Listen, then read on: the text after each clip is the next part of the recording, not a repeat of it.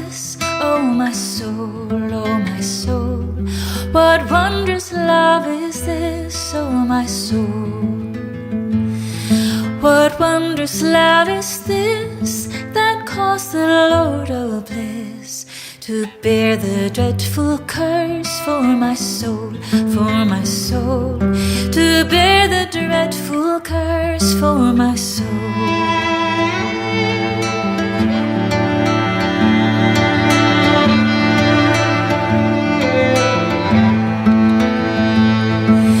God and to the Lamb I will sing. Hey everybody, welcome to the show. We're glad you've taken a little bit of your day to hang out with us here on the podcast, and I know you're going to be glad you did today because I have a very special guest, a Norwegian national treasure, and our dear friend, longtime indie artist, songwriter, and particularly skilled guitarist, Solveig Leithaug.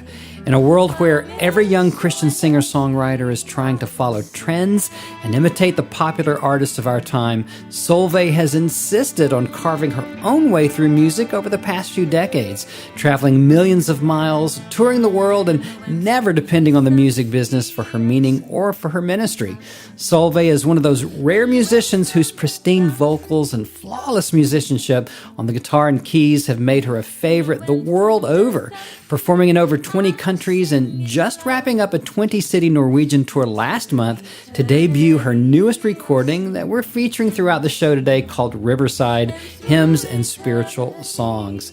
Even if you don't think you're a fan of traditional hymns, the hauntingly beautiful acoustic treatments of songs like What Wondrous Love Is This, Steal Away, Were You There, There's a Wideness in God's Mercy, Down by the Riverside, and my favorite, Wayfaring Stranger, are probably going to change your mind for good, and you'll certainly love what she and her producer, Steve Hindalong, co-writer of the classic worship song God of Wonders, have done with this recording and these wonderful hymns. Solveig has lived the life of a true indie artist, with Riverside being her 16th solo project, following 2017's album called Time, which is one of my favorite albums of all time, and one you should go check out at solveigmusic.com. We had a great conversation around her life, career, songwriting, and all things Norway on this show, and I think you're going to enjoy making a new friend of her today. The Song Revolution is being sponsored by Word Worship, and we invite you to jump over to wordworship.com today to check out free resources and their roster of fine worship leaders and artists like Rebecca White, Jonathan Lee, Daniel Doss, Zealand Worship, Meredith Andrews, Benji and Jenna Cowart, and Big Daddy Weave. And if you're a worship leader or team member, they've got some free song downloads waiting for you right there at wordworship.com.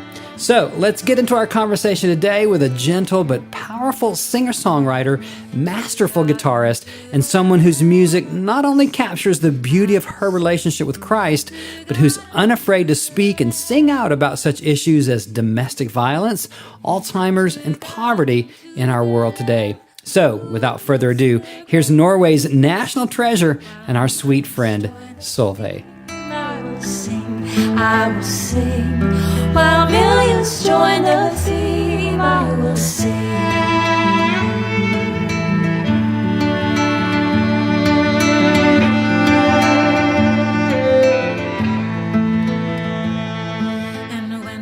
Solveig, welcome to the show. Thank you so much for having me. You are one of the sweetest, kindest people that I've met forever. Are all Norwegians this sweet and kind?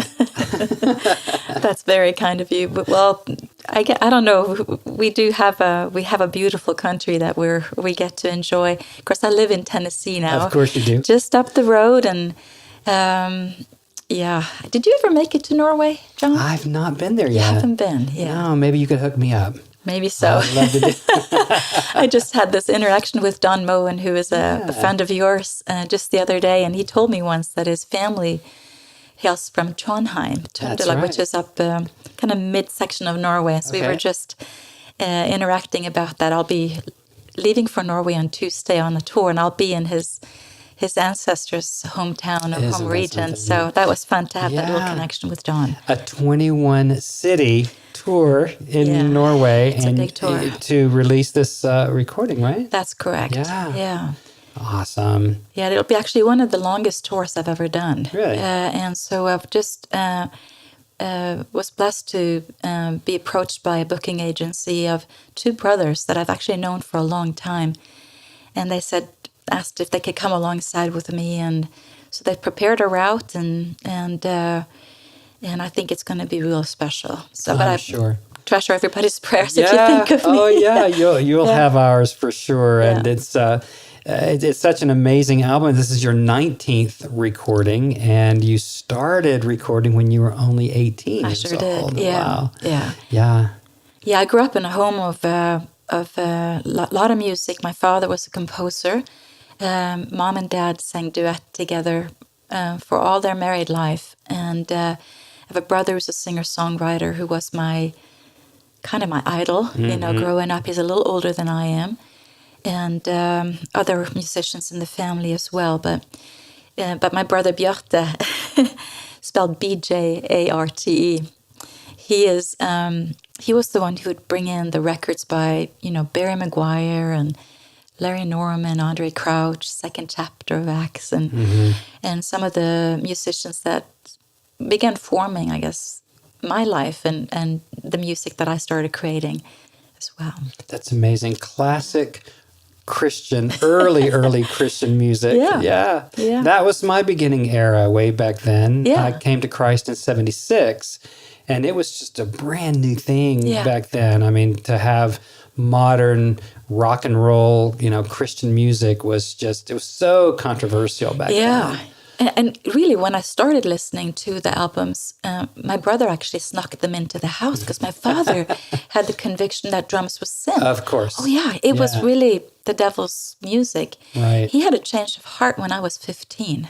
And I'm grateful for that because it turned his heart kind of opened wide. And after he had that change of heart about the music, he became such a important encourager, not just for me, but for a lot of the young musicians in our area. So that was something that, but yeah, he snuck those records in, and, Larry Norman, my goodness. Why should the devil have all the good music? I know. Right? I wish we'd all been ready. I remember trying to sing my own version of that when I was 13. And I got to meet him when I was 14. I went to one of his shows when he came to Bergen at the Grieg Hall, and it was life-changing, John. It was really, it was very impactful. And some of the ways that he would, turn a phrase, or just how he used his instrument, he would even use, gut-string guitar, but with with violins, or just the whole, of course there was a rock sound as well. But it was just, we just listened to some of his tracks just the other day, and it just, some of the lyrics, you can tell that there was, maybe it wouldn't have been written today necessarily because of the, some of the symbols and so forth, but they're timeless also. Exactly. In many ways. I remember along about that time, I attended a Keith Green concert, and there were probably 30 of us there. Oh, man. It was before he really became what we know as Keith Green, the iconic, so prophetic and so in your face. I remember, I had no idea who he was. I was a brand new Christian, brand new believer. This was probably 1977. Sure. And I remember kneeling right beside the piano bench, repenting. We all were up on the stage with him, right? Yeah. And I remember kneeling at the piano bench, and he was so prophetic. I was repenting of things I didn't even do. That I hadn't even done, but he had such a convicting power in his life, So it was serious stuff. Yeah, it's interesting that you're referring to that particular era. I had the privilege of actually getting in my hands, I guess, a CD version of a cassette tape or recordings by Keith that he did right before he became a Christian. And through a friend who had been able to get a hold of the tape. So he not just made a copy for Melody, who's a friend, Keith's widow, but he allowed my husband Jim and I to take a listen to that. And there was I think there was the contrast in both his voice, but also, of course, there was so much light emanating from him after his conversion. But also you can really feel the searching. Really, he was really grappling with big questions in the lyrics of this. Because he ended up pulling that whole recording, and it was never released. Interesting. And so, but it exists. It's a very interesting peek into a really unique, time of his life. Who would have been some of your other influences? Jamie Owens Collins. Of course. Yeah, and I came across when I was, cleaning the attic of my parents' house after they both had passed away. I found this box of my own notes and diaries and little things that I'd kept from junior high. And I came across a hand-scribbled note where I wrote down my wish list for my 13th birthday. And one of them was, at the top, it was a cassette player. Number 2, it was a cassette by the Bee Gees. And number 3 was a cassette by Jamie Owens Collins. That was my wish. To know that.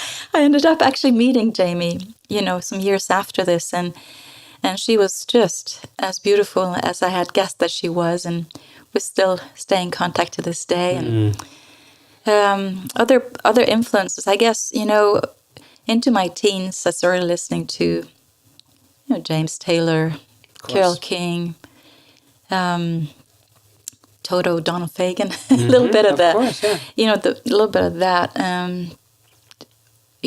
Different jazz musicians. There was just a lot. Joni Mitchell, I guess. Oh, of course. So many different.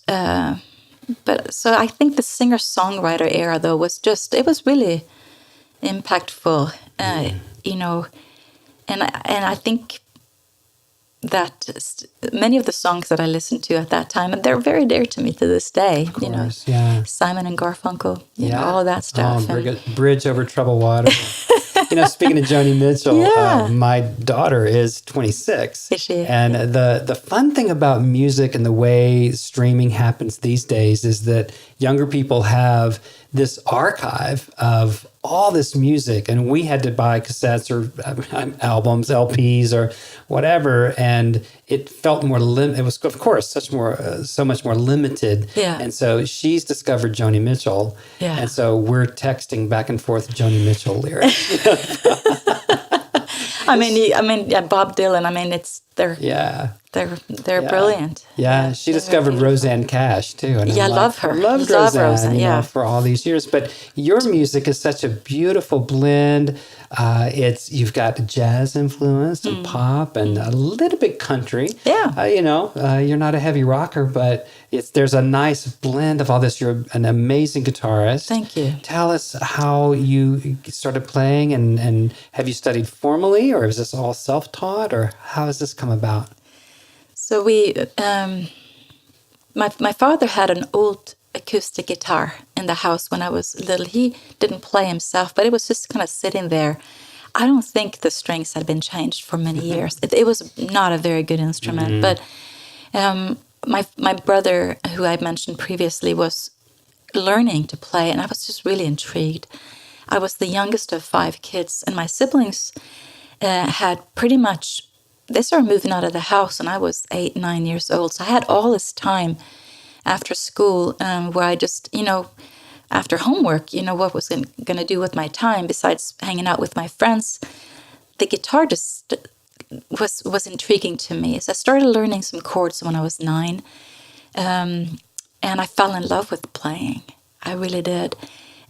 Started taking lessons when I was 14. Okay. About a year and a half. I studied with one of our finest classical guitar teachers from the Conservatory in Bergen. Nice. So I had private lessons with him, but he brought me to that place that many of us musicians who enjoy studying our instruments, you come to a place where you either kind of stay where you're at or you adapt what you've learned and you take it into whatever genre of music is that it is that you're drawn to, or you make that step where you become, a full-time student of that instrument and you rehearse 4 or 5 hours a day and you become, someone who can play very advanced classical music, like more like a performance guitarist. And so I ended up really just adapting or trying my best to adapt what I had learned from him Took a little bit of voice lessons from another teacher from the conservatory, and piano lessons. And so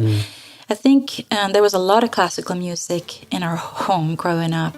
And that also, of course, it all influenced me as well. And a love for the hymns. Guide my feet while I run this race. Guide my feet while I run this race.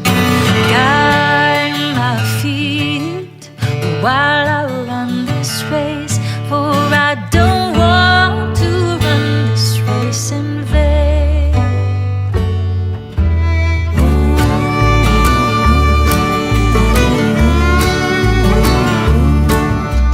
Hold my hand while I run this race. Hold my hand while I run this race. Hold my hand while I run this race. For I don't want to run this race in vain. I'm so glad trouble don't last always. I'm so glad trouble don't last always. So glad don't last always. Don't want to run this race in vain. I didn't really know how to say, although I knew about Jesus and he was in many ways real to me as a child, I had a conversion experience when I was 13. And it opened up not just, I mean, music was fantastic, but in a sense, my relationship with Jesus became also something that was very, very important to me from a very early stage. So although I started writing songs about things that I, would think about and all of that, I think I'm not sure why, but it just, I ended up kind of in this faith world when it comes to music.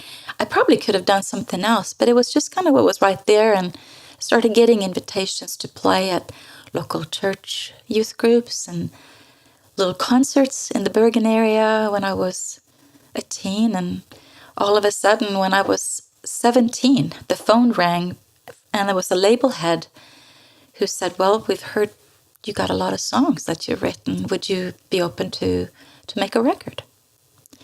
And I got so scared, John. I thought, oh my gosh, it's going to be so serious now.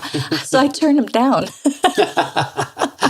I didn't feel like I was ready, and I kind of had a apprehension about being, that music was going to be kind of a formal thing too, where people could critique it and tear you apart, like I could see, sometimes reviews could do. You could read them in the paper and so forth. But I began to take the idea of sharing my music to a broader platform. I just took it to the Lord in prayer. Literally, I prayed every day. And I asked God what he wanted from me. And about a year later, I had this peace. And I talked to the guy from the label again and said, I think I'm ready if you still want to do it. And he said, yeah, let's do it.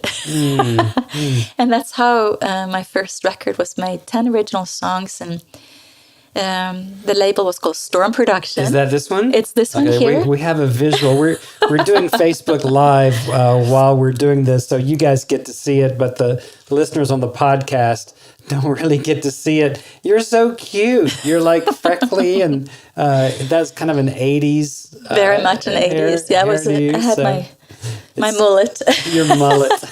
Yeah. And so the Norwegian record, came first. It's the title of that is Askepott, which is Cinderella in English. And the summer before we went in the studio to make this record, I went to Holland as a registrant for something called Christian Artists Seminar, and which was the European version or sister festival of the big one in Estes Park. And the founder of that event happened to be in Holland during that week, Camp Floria. And I went there just to learn. There was a lot of artists who performed every night. And I'd never been outside of Norway before. Came there with my big red backpack. Didn't bring an instrument. I literally came as a registrant to learn, and ended up being asked if I could perform one of the nights because there was an artist that last minute couldn't make it, and there was some people from Norway who knew about me, and unbeknownst to me, I'd asked the leadership, would it be okay if we could put Solveig on for a couple of songs? And so they came to me and said, how about Thursday night, can you do a couple of songs? And all I had was Norwegian, the songs that I had written, and I didn't have anything in English so far.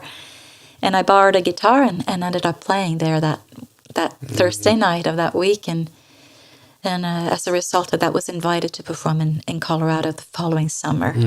And so my first week in Colorado, I was introduced to Neil Joseph, who was the head of Dayspring Word at the time, and I was offered a deal and ended up signing with him and with a label, and did a couple of records with them. And so this album is the first one of the two that I did with them. And my big hero that we mentioned earlier, one of my biggest influences, Larry Norman, ended up translating 3 of the lyrics to English for me, and sang a duet with me and In the World and on the title cut. We got to do a little bit of touring together, both in Norway and played also together here in the States.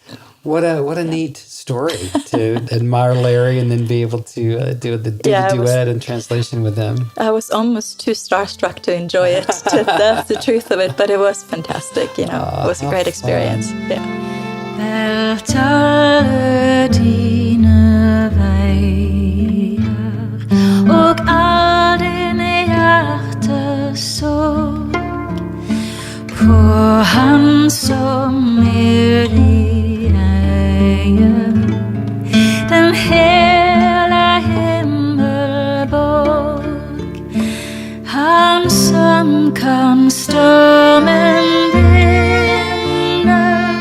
og bryte bølgen blå. Han skal og veien finne, den vei hvor du kan gå.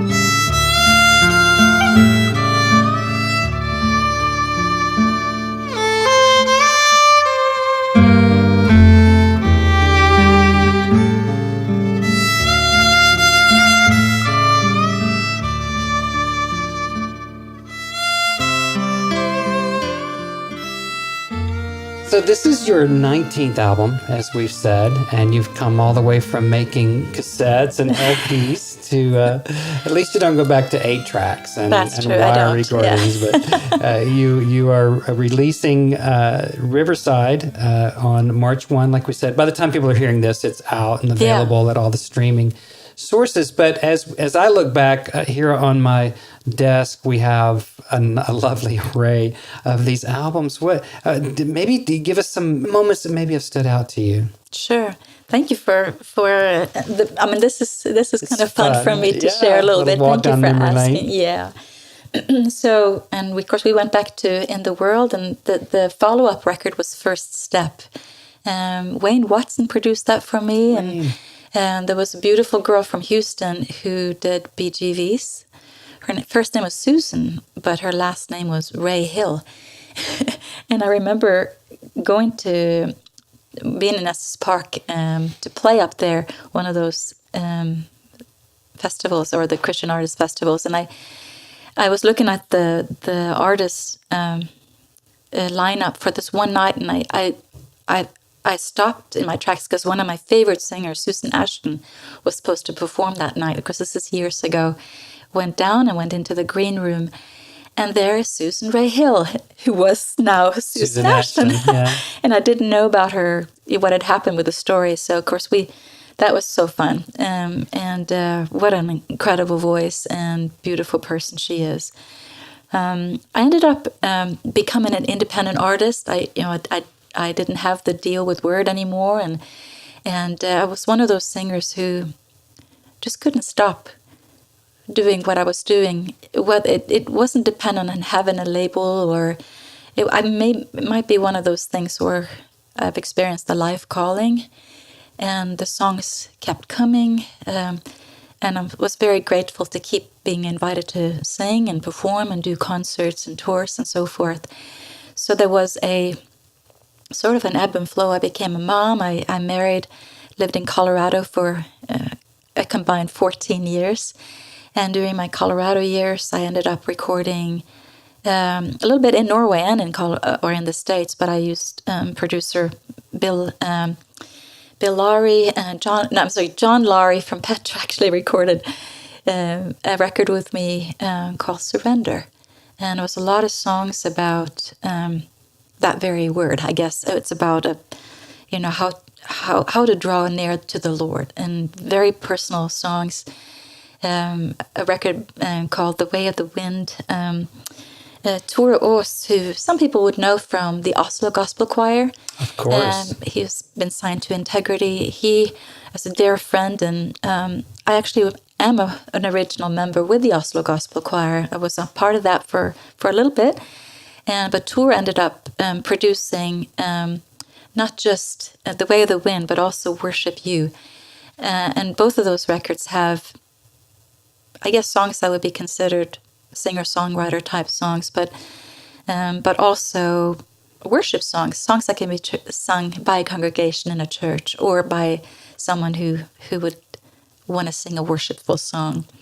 And in this season of my life, I did lead a lot of worship for conferences, women's conferences, international, events, and things like that. And so that also kind of sustained, I guess, and brought, the songs that I felt would be true and honest and good for my heart to sing, that I could sing with all of me, how important that is. And so, and then I ended up having a huge life crisis. After 17 years of marriage, I went through a divorce, and we had been in ministry together, my first husband and I, and we had 3 children at the time. And not just did I need protection from him, but I needed also, or I met a new normal, which meant that I was not just a single mom, but I was also the only provider for the children and myself. And so I was, so that's some years ago now, and I had, I think there's been, it feels to me like when I look back, John, there's been, I really feel like I can see God's faithfulness in many different ways in my life. No one of us ever set out as young people thinking that we're ever going to get divorced, or we can't envision sometimes the hardship that come our way. But when I do look back, it's been very, very clear to me that God has been an ever-present help in time of need. And that's been by his very presence just filling my heart and my home, and at the kitchen table in the morning when I would face what seemed like an unsurmountable, task in front of me of, how do I lead my little family? How do I parent? What do I do now? Kind of questions too. Also, I've seen his love for me through different people that have come across my path. I've had really unique financial miracles also throughout my musical career, if you can use the word career or ministry. There's been times where people have actually said, who know nothing about anything, they say, "How are you doing? We love your music. Is there any way you can make a new record? We want to finance it." I mean, it's come out of the blue. No strings attached. All we ask, please make another record. We need more of you. I've had people say, people have been kind of in the charismatic world. I remember there was a friend who prayed would pray for me often and the kids. And all of a sudden she would have this prophetic word, literally, I see you making a new album. And then maybe like a week or two later, she would say, we prayed some more. I talked to my husband and we feel led to give you the first seed to this record. And maybe like in 3 days, an entire project was funded. And it was like that kind of miraculous manna from heaven, if you will, more than manna. And so there's been, I think there could have been many times throughout these years that I could have also, stopped and not continued doing what I am doing now. But there's been that undercurrent of, I don't know, I guess maybe it's God's both prompting, but also just a sense of that this is maybe what I'm supposed to be doing, And so, but many times, it is a step of faith. A lot of these things are very much, and it's hard work. It's not just, miraculous interventions and amazing things that happen. But I long for, more than anything, that today, and what my hope is, even with the newest record and the more recent records that I've made, like Finding Home and Time and now Riverside, that they can also, there are songs there that can do for the listener what other songs has done for me, especially when I think about, songs that Fernando Ortega had recorded, what the peace that would fill my home when I really needed it, or in the car, or even James Taylor. I know, right? There is a balm in Gilead to make the wounded whole. There is a balm in Gilead to heal the sin-sick soul.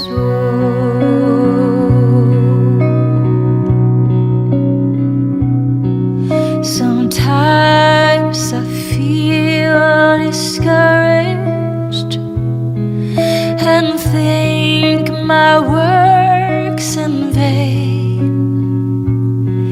but then the Holy Spirit revives my soul again.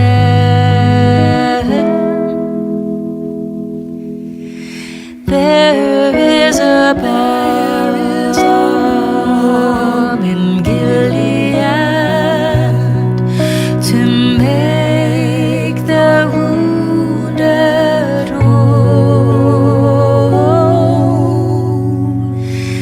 There is a balm in Gilead to heal the sin-sick soul.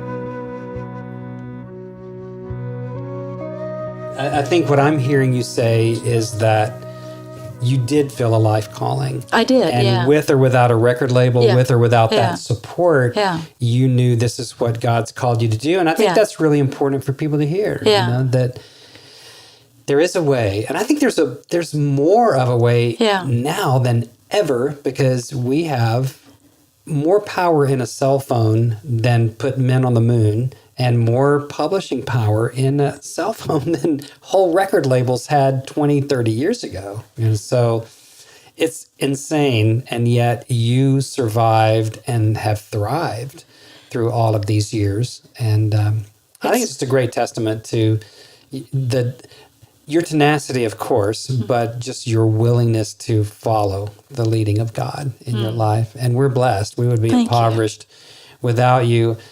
So thank you for being so willing to do that. Thank you so much. Thank you, John, for for asking all these questions, and I guess letting me share. Being a musician and being an artist who performs a lot of my concerts and tours by myself with guitar or piano. It can also be a lonely, in a way. It's an interesting ride, almost like a monorail. Sometimes I think of myself, maybe, although I do have a team around me, and I'm blessed with a family and an incredible husband and a church family and physical family, both in Norway and here in the States. But there are many moments that, I'm the only one who can deal with that, and having to lean really hard into God's wisdom and ask Him for help. And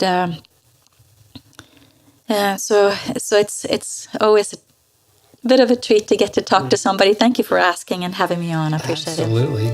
Hey, we're going to take just a quick break from the show so that we can let you in on some amazing things happening around here at Nashville Christian Songwriters. Hey guys, John Chisholm here, and I want to invite you to come hang out with me and some very special friends at the upcoming NCS Weekend Intensive. The NCS Weekend Intensive is a 3-day coaching, teaching, and networking experience where you get to come to Nashville and meet my great pro songwriter and music business friends. People like Kenneth Turner West, who's written over 30 #1 songs, and John Mays, founder and A&R director of Centricity Music, home of great artists like Lauren Daigle, Jason Gray, Johnny Diaz, Andrew Peterson, and so many more. Lifeway Worship's creative director Craig Adams will be joining us in April, as well as the premier live music producer Tom Jackson, who's worked with a bunch of amazing people like Lecrae, Shawn Mendes, Francesca Battistelli, Phillips Craig and Dean, and a budding young talent you might remember, Taylor Swift.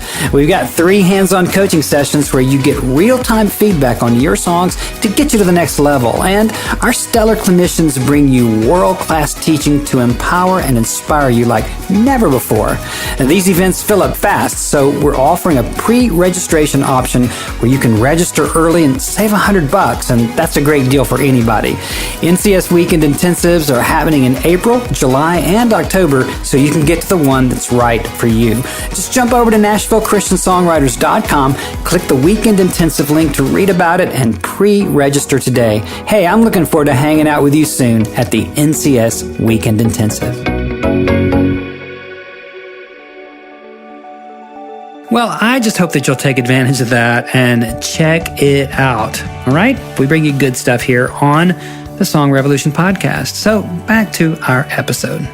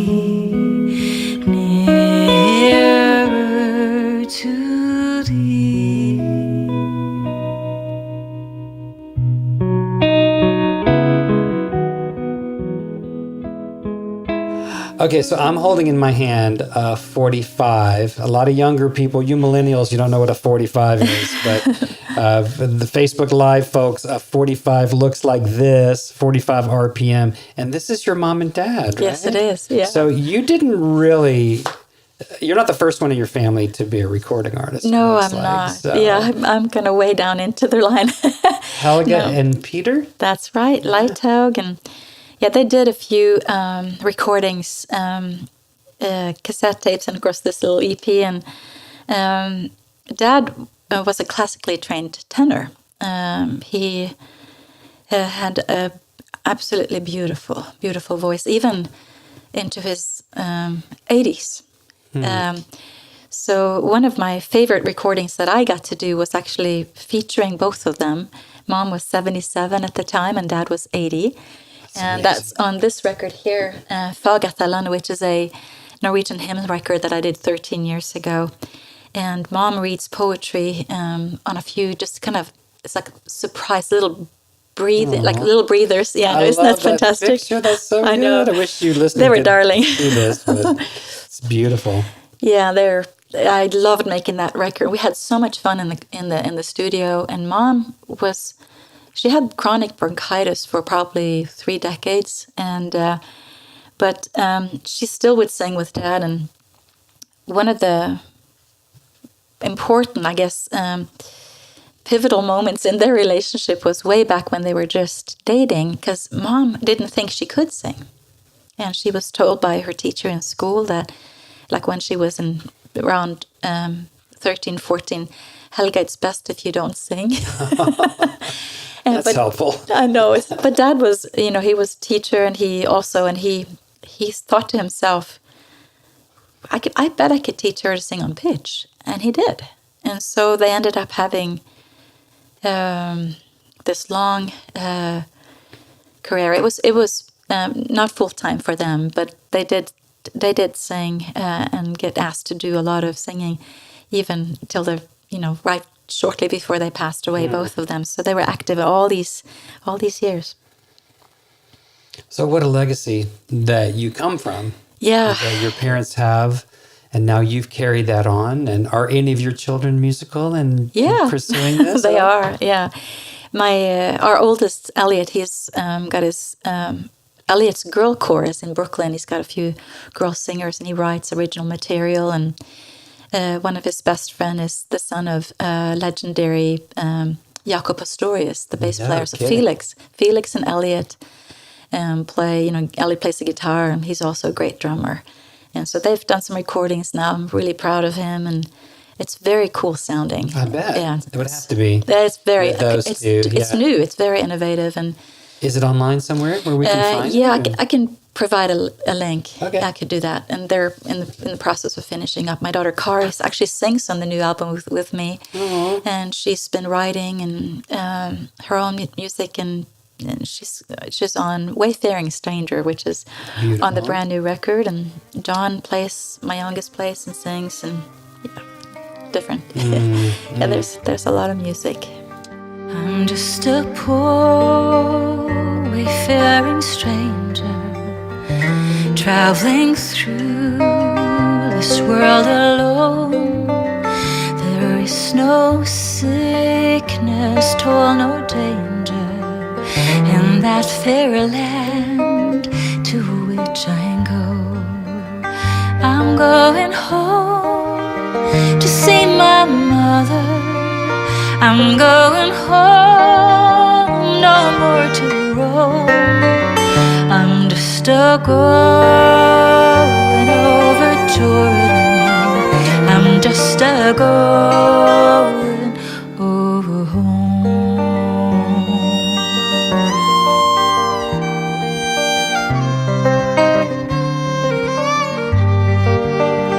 I know dark clouds will hover o'er me.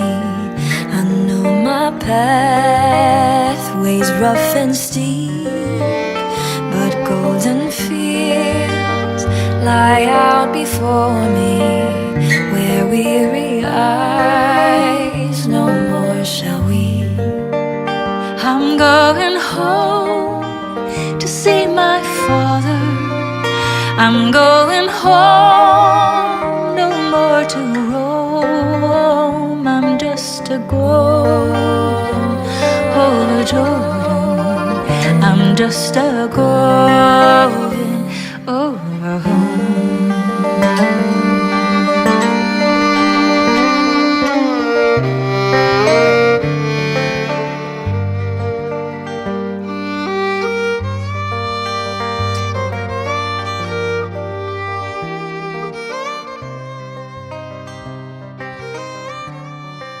Well, let's talk about Riverside because it is an amazing album, and it just hymns Let me read the list. Now, we've been hearing some of them already, but of course, Down by the Riverside, the title cut, What Wondrous Love Is This? Beautiful, beautiful. Guide My Feet, Wayfaring Stranger, When I Survey the Wondrous Cross. There's a Wideness in God's Mercy. Oh, what a beautiful hymn. And then, I don't know, it's hard to say what your favorite hymn in the world is, but O Sacred Head Now Wounded. And the way you've arranged these, your singers, the production, which I want you to tell us in a moment how you put this together, because it's different from your studio type recordings. Steal Away, Odessa Settles is on that one, as well as Down by the Riverside.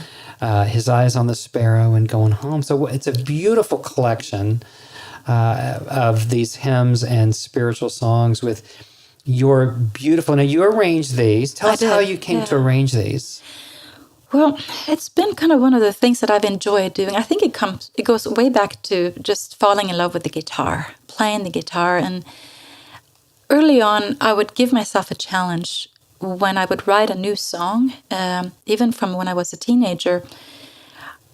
A song wasn't finished to me until I had arranged them, written a chord progressions that would be, or an intro, turnarounds, outro that would be unique to that particular song. That were your own. That were my own songs. You were owning it. That's the way that I was. That's the way I approached writing. So to me, writing a song was not just writing a lyric and a melody, but it was also finding out where I wanted to do slight little changes in the chords, not to do exactly the same first, second, and third verse, just subtle to keep interest, just to keep a little bit of surprise in there as well. There you go. Not too much, but a little bit something so that it's a big, don't necessarily want to throw everybody or throw people off too much. But yes, so that's what happened was with this particular album was my husband, Jim, knowing that I love the hymns and my love for playing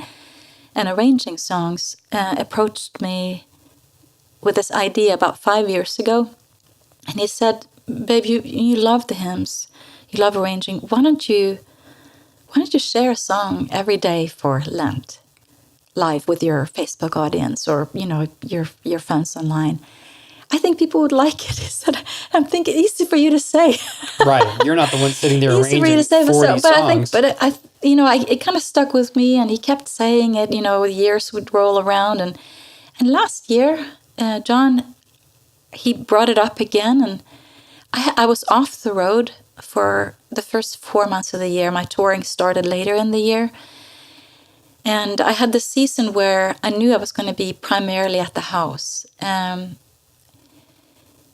I went to church on a sunny morning. I was a little tired because I had just flown back from Norway and I was a little jet lagged. And it was one of those things, God, I know if I'm going to do it, I'm going to have to start like this week. Am I going to do it or wait another year? And I talked with the organist at St. Louis, which is our home church, Julia, and my worship pastor, David Madeira, and just said, would you pray with me about this? Jim was on the vestry at the time, so he was busy, and I was just killing a little bit of time while I was waiting for him to finish up some church business that he was helping out with. And Julia put the hymnal from our church in my hands and said, why don't you just take this home and just see what happens? And then she ended up contacting me again with a whole list of suggestions. David Madeira did the same. These are some of my favorite Lenten hymns. And then I started just playing and seeing I started getting moved by the songs. And the songs started just like, I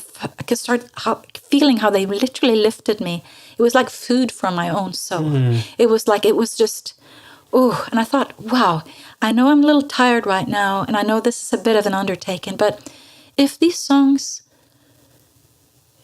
can do for others what they're doing for me right now, maybe this is what I'm supposed to be doing for the next, few weeks. So I jumped into it, and it was hard work. We created the hashtag 40 songs for 40 days of Lent, and it was really shared as a very simple offering. So I didn't ask people to share the videos. I didn't boost the posts, how you can pay Facebook to spread it bigger. Right. And I thought, well, I'm just going to share it. We'll see what happens. And I'm just going to leave this with God and see if it touches people's hearts, it'll do what it does. And so I thought, I'm not going to worry about all of that. I'm going to just try to put my focus on the song and try to share it the best that I can. And so I just kind of left it. And in one way, John, it was like maybe making 4 records in 5-6 weeks. Because many days I would wake up and not know which hymn I would share that day.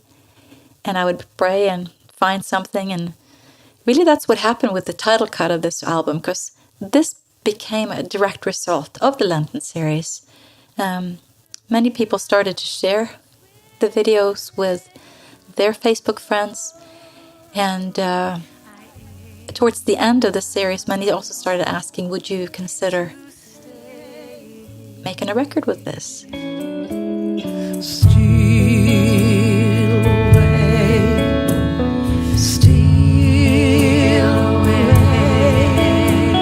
steal away to Jesus.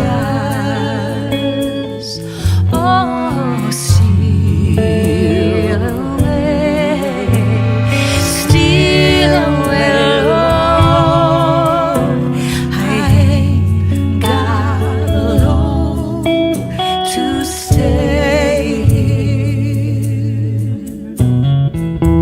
Great trees are bending, the sinners are a-trembling. The trumpet sounds within my soul. I ain't got long to stay here.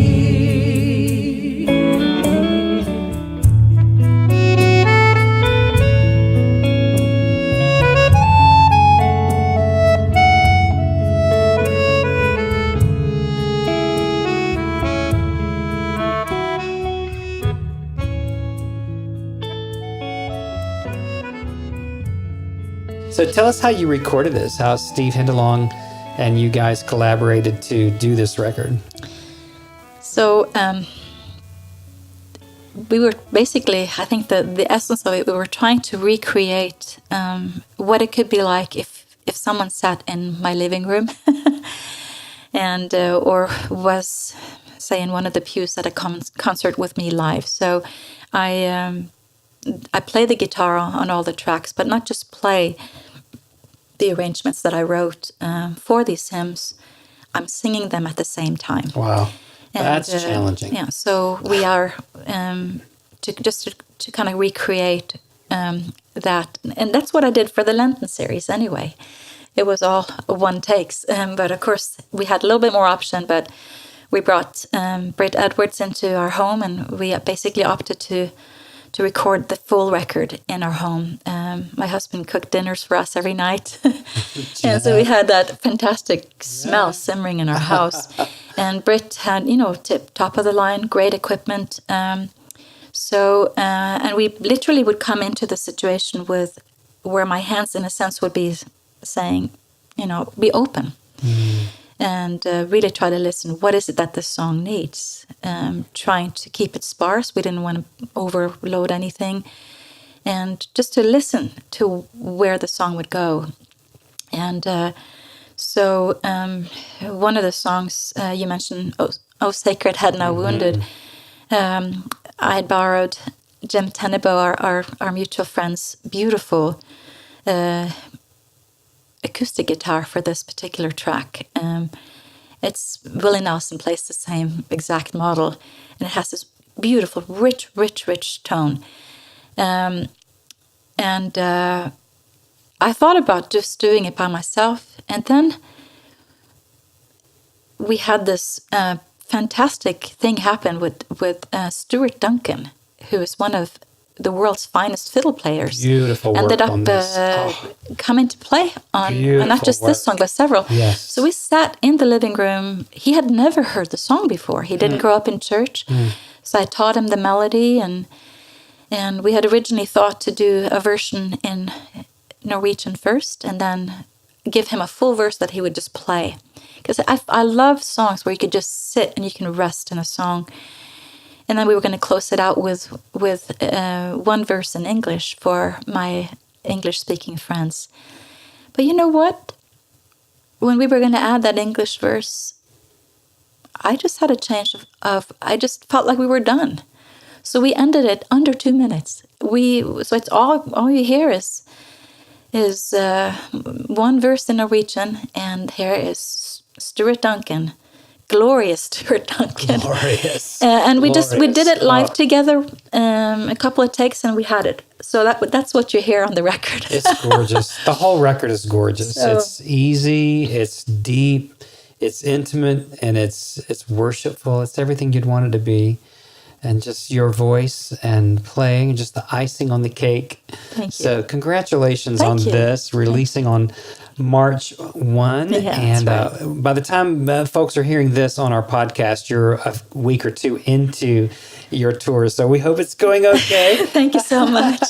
A little time Keep me in prayer. Yeah, but we've Yeah. already been praying for you, but we really thank you so appreciate much. I you really coming by appreciate it. today and sharing your heart, sharing your beautiful ministry and just the work of the Lord, the legacy of your family. And I want to take just a moment to acknowledge you and thank the Lord for his hand upon you, even in the hard times, the times that you didn't know you were going to be able to get through. And just want to acknowledge your tenacity and acknowledge your faith in the Lord and the gift that you are to the body of Christ all over the world. So thank you. Thank you on behalf of all of us who love you.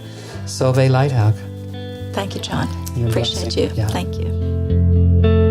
I'm gonna lay down my burden down by the riverside, down by the riverside, down by the riverside. I'm gonna lay down my burden down by the riverside. Ain't gonna study a war no more.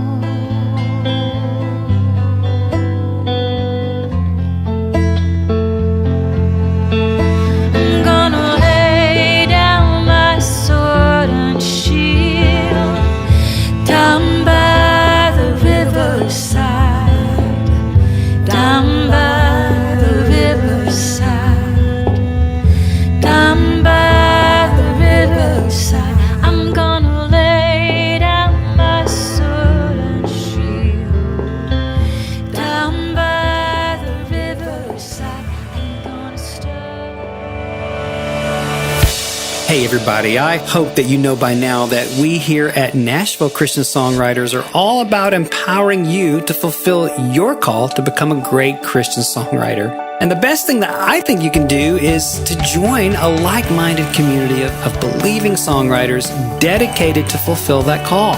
So I want to invite you to jump over to NashvilleChristianSongwriters.com, even right now, to check out what we call NCS membership, where you can go deeper into all the resources that will kickstart your creativity, unlock hidden songwriting abilities that you didn't even know you had, and take some important steps towards becoming the songwriter that you were born to be. I believe that you were born to be heard, and NCS membership helps you get there. I'll see you next time.